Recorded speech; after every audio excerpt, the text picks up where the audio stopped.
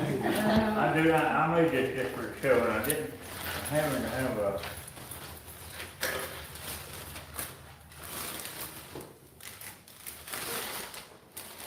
It's just, I just did, in 2-3 days, just goofing off.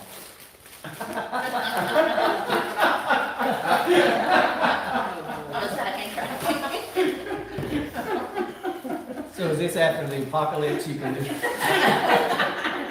Well, it's just something I made to do either way now. Now this thing just sit on here. I'm having a metal part. This is a top from an orange juice bottle. This is off my other Flathone. That's what the part from my other Flathone. I made a part through here. But I'm having a steel cup made for this that I know the fact on here solid. But this thing is too thin to make it rock. So you have to balance it out. But you can go this way or this way. You know? I said I did laugh out of it. That's what I brought it for. I'm always looking for unusual.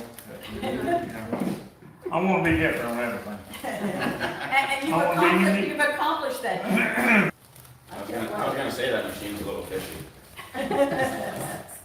But it's real nice. Let's see if we can keep it going. Real nice.